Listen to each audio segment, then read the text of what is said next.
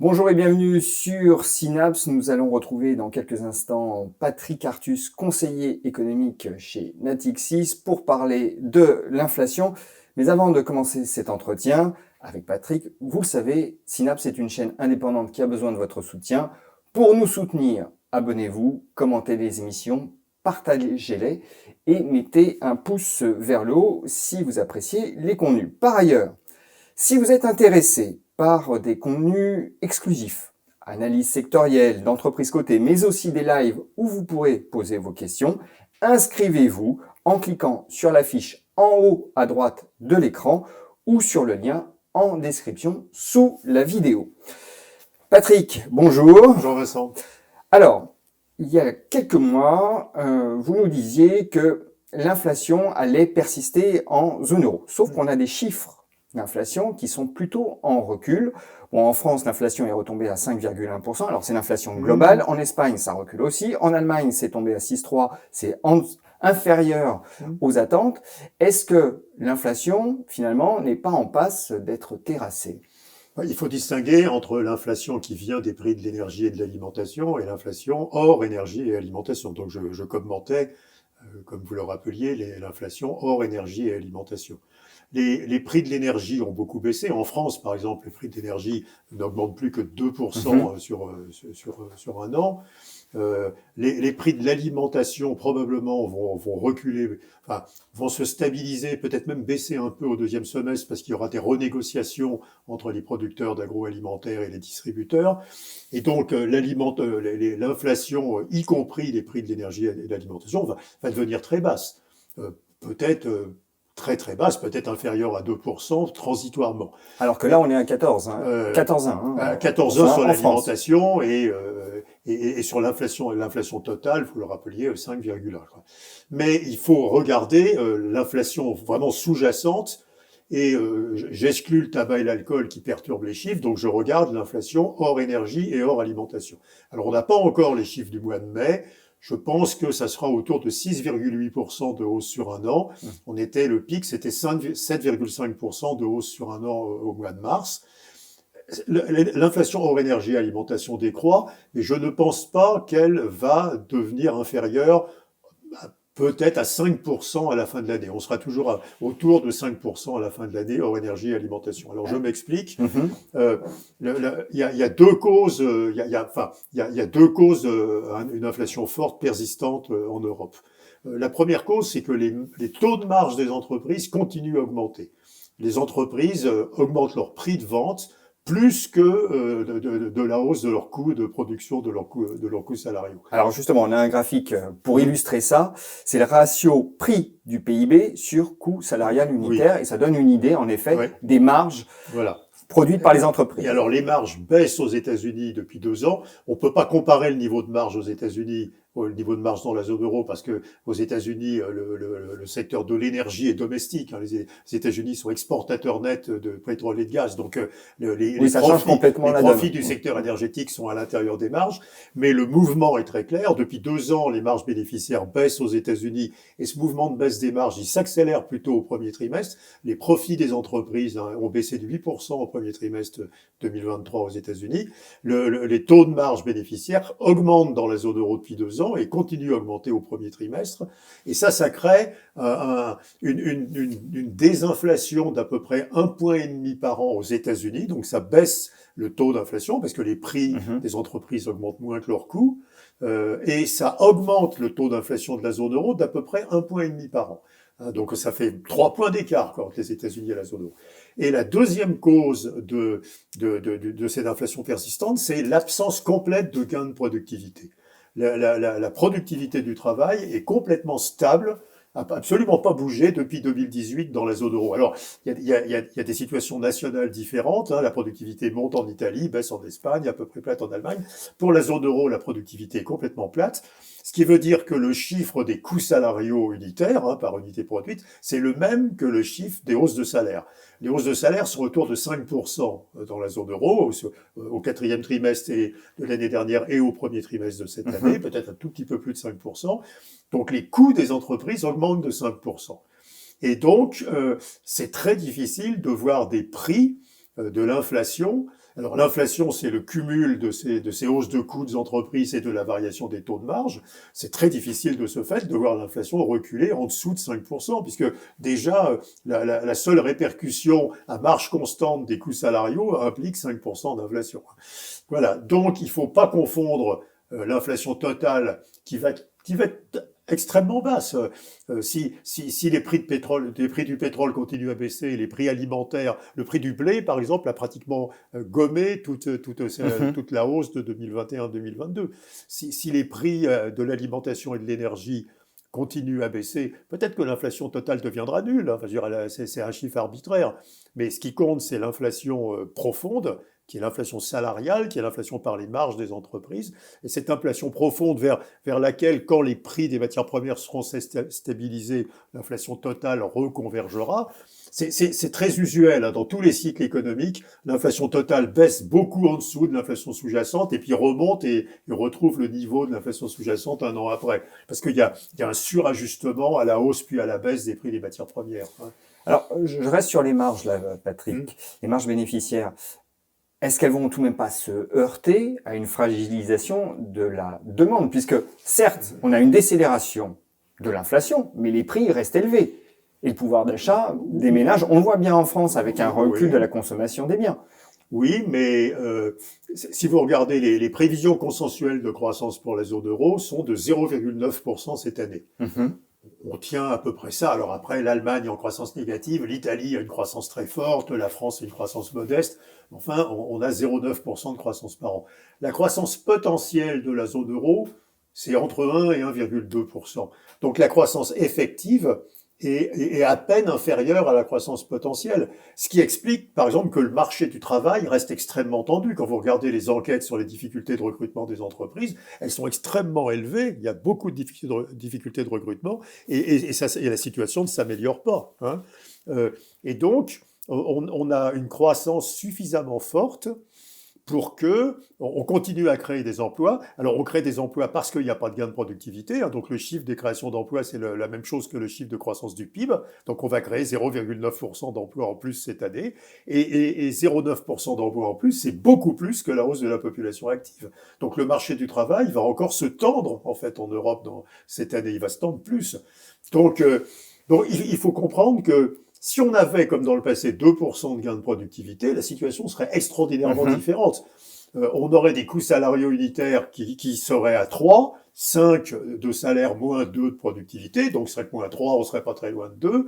Et puis le taux de chômage augmenterait, parce que l'emploi diminuerait, on aurait 1 moins 2, donc moins 1 d'emploi, donc l'emploi diminuerait, le taux de chômage augmenterait, ça freinerait les salaires, ça freinerait l'inflation, donc on aurait un cycle habituel avec une désinflation assez rapide. Mais la stagnation de la productivité est terrible, parce qu'à la fois, ça fait monter les coûts salariaux, et puis ça implique des fortes créations d'emplois qui compensent l'absence de gains de productivité, et ça implique que le marché du travail reste extrêmement tendu. Et donc, pour ces raisons, je ne crois pas du tout à une désinflation très forte de la zone euro. Alors, il y aura une désinflation même mécanique, parce que quand vous avez des prix de l'énergie, puis des prix des produits alimentaires qui diminuent, l'inflation totale est plus basse, donc les salaires l'année prochaine vont s'indexer sur une inflation plus basse. Donc on va avoir de la désinflation, mais l'inflation sous-jacente va être extrêmement résistante. Et à nouveau, je pense que 5% pour l'inflation hors énergie et hors alimentation, c'est important de dire précisément, parce que si vous enlevez le tabac et l'alcool, c'est beaucoup. Les prix du tabac et de l'alcool sont fixés administrativement. Donc, hors énergie, hors alimentation, je pense qu'on va passer de 7,5 au pic à peu près 5, peut-être 4,8, mais enfin, on va passer.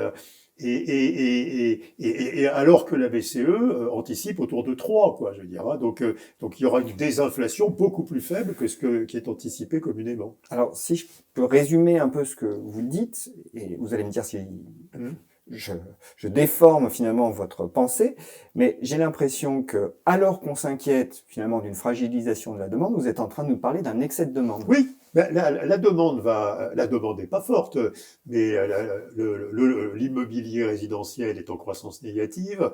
Il y aura probablement 340 000 mises en chantier cette année, donc c'est beaucoup moins que l'année dernière. Les investissements des entreprises seront autour de zéro. Bon, la dépense publique va continuer à augmenter, les exportations vont continuer à augmenter, mais à nouveau, quand vous mettez tout ensemble, on a un point de croissance. Hein, donc c'est pas énorme. Mais alors à nouveau, dans un environnement normal de productivité, si on avait une croissance d'un peu moins de 1%, on aurait une hausse du chômage, on aurait un ralentissement des salaires, on aurait de la désinflation. Simplement, il faut comprendre que la stagnation de la productivité change tout cela. Pour avoir une baisse de l'emploi, il faudrait une croissance négative. Hein, et personne ne prévoit une croissance négative cette année dans la zone euro. Bon, en même temps que des gens aient du travail, c'est plutôt pas mal. Mais pour l'inflation, donc ce que vous dites, c'est qu'on va avoir une inflation plus soutenue que ce que finalement plus d'emplois que ce qui est anticipé, plus de hausse de salaire que ce qui est anticipé, et plus d'inflation que ce qui est anticipé. Du coup, qu'est-ce que ça va changer en termes de politique monétaire? Parce que là, le marché semble assez serein. Il a dans l'idée que finalement le cycle de hausse des taux va s'arrêter à 4,25 en zone euro. 4,25. Le marché valorise 2 hausses de 25 points de base et une stabilité des taux. Et même certains pensent que les taux d'intérêt de la BCE pourraient baisser dès la fin de cette année. Alors je crois que c'est un scénario très optimiste parce que si la BCE s'arrête à 4,25 et si l'inflation, à nouveau l'inflation qui compte, est toujours autour de 5% cette année, à la fin de cette année, la politique monétaire sera toujours expansionniste en réalité. Donc je pense que la BCE va aller plus haut que 4,25. Dit la même chose, pour dire la même chose autrement, la BCE nous dit en 2025, l'inflation reviendra à 2%. Et donc, il faut tenir 2 ans, enfin un peu moins de 2 ans. On aura, dans mes calculs, l'inflation revient à 2% à la fin de 2026 ou au début de 2027. Alors, il y a 2 scénarios. Peut-être que la BCE peut accepter que l'inflation reste 4 ans et pas 2 ans au-dessus de l'inflation cible, de l'inflation objective. Peut-être. Donc, peut-être elle va s'arrêter à 4,25. Je doute que ce soit le cas. Il y aura beaucoup de pression des pays du nord de l'Europe, hein, si l'inflation était supérieure à ce qui est anticipé. Les dernières prévisions de la BCE montrent une inflation de 2024, je crois, de 2,8%. Enfin, c'est une désinflation très rapide, fin 2023 et 2024, hein, qui est dans les prévisions de la BCE. Et donc, je suis très convaincu que la BCE va remonter ses prévisions d'inflation. Mais peut-être elle peut accepter de mettre 4 ans à retrouver 2%. Donc elle s'arrêtera peut-être à 4,25 en argumentant de ce qu'il ne faut pas tuer les investissements dans la transition énergétique, il ne faut pas tuer les investissements de réindustrialisation. J'en doute. Hein, et je pense qu'il y aura une majorité de pays, si effectivement l'inflation sous-jacente de la zone euro est entre 4,5 et 5% à la fin de l'année, qui demanderont à la BCE de monter un peu plus ses taux d'intérêt. Et la BCE n'a pas fermé du tout la porte à des hausses supplémentaires de taux d'intérêt. Hein. Alors, pas énorme, peut-être qu'elle fera 50 points de base de plus, mais ça aurait la vertu d'aligner l'inflation de fin d'année avec les taux d'intérêt, donc de faire une politique monétaire qui soit plus expansionniste à la fin de l'année. Donc je pense que probablement il manque 50 points de base dans les anticipations de marché du taux repo. Et puis, ces anticipations de désinflation rapide et de baisse des taux rapides de la BCE ont contaminé les taux d'intérêt à long terme de la zone euro. On est au-dessous de 2,90 sur le taux d'intérêt à 10 ans de la France. Hein. Il a baissé de 20 points de base, enfin il avait baissé beaucoup. Et là, je crois que c'est trop bas aussi. Bon, je serais plus confortable avec un taux d'intérêt 10 ans français à 3,30, 3,40, parce qu'il y aura plus d'inflation, et puis que les anticipations d'inflation qui sont formées pour le futur sont trop basses aussi. Les marchés voient l'inflation revenir très rapidement à 2,2, 2,3%, ce qui est pas très raisonnable. Donc à la fois parce que les anticipations d'inflation vont monter, parce que l'inflation observée va monter, je pense que les taux d'intérêt à long terme sont en dessous de leur niveau normal. Pas énormément, mais peut-être 40 points de base en dessous de leur niveau normal. Bon, ce qui veut dire un peu de volatilité à attendre, peut-être encore sur les taux d'intérêt. Oui, alors peut-être que je me trompe complètement, mais si je me trompe, ça veut dire que, soit les taux de marge des entreprises européennes à partir du 2e trimestre s'effondrent, et il n'y a pas de signe de ça, il n'y a pas de signe dans les déclarations des entreprises, dans les profit warnings des entreprises, on ne voit pas ça. soit que les hausses de salaire commencent à baisser très très brutalement. Et vous voyez pas ça. Il y a des hausses de salaire en intention. Dans tous les consultants en ressources humaines vous disent que les salaires vont augmenter de plus de 5% dans la zone euro. Donc je ne vois ni un effondrement des marges, ni un effondrement des hausses de salaire. Donc je suis très dubitatif sur le scénario de marché de désinflation très rapide.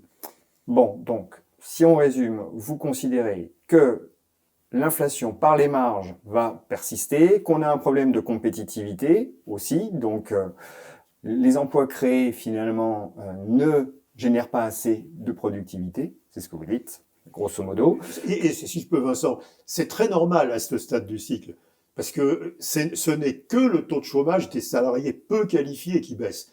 Les salariés qualifiés ou assez qualifiés ont un taux de chômage déjà très bas. Donc vous intégrez dans le marché du travail des personnes de moins en moins qualifiées au fur et à mesure que le taux de chômage baisse. Donc c'est normal que ça ait un effet négatif sur la productivité.